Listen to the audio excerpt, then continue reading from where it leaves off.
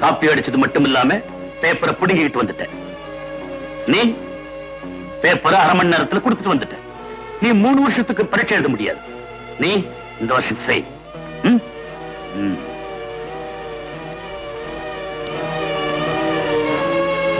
எனக்கு என்ன பதில் சொல்ல போறேன்? படிப்புக்கு நான் பொறுப்பு. இந்த வருஷம் எப்படி ஃபர்ஸ்ட் கிளாஸ்ல பாஸ் பண்ண வச்சிருன்னு சொன்னி என்னாச்சு? படிச்சதெல்லாம் மறந்து போச்சுன்னு சொல்றாங்க. அவங்கதான் என்ன செய்வாங்க? படிக்கிறது நம்ம கையில இருக்கு, மறக்கிறதுக்கு நாம எப்படிங்க பொறுப்பாக முடியும்?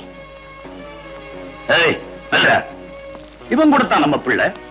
கம்ப்யூட்டர் சயின்ஸ்ல இன்னைக்கு ஸ்டேட்லயே நம்பர் 1 இருக்கிறான். இங்க என்ன நடக்கிறதோட தெரியாம போயிட்டு இருக்காரு பாருங்க உங்க பிள்ளை. அவன் சம்பளம் என்ன, அவன் பொசிஷன் என்ன? நடந்தது நடந்து போச்சு. அதுக்காக இப்ப அவங்களே விசாரணை கைதி மாதிரி நிறுத்தி வச்சு கொடுமைப்படுத்துறீங்க.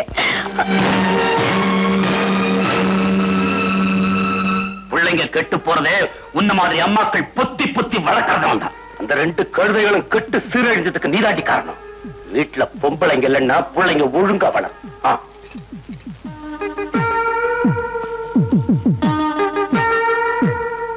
படிப்பு ஏற கட்டியாச்சு. இனிமே என்ன செய்ய போறீங்க? என்ன செய்யறதா உத்தேசம்?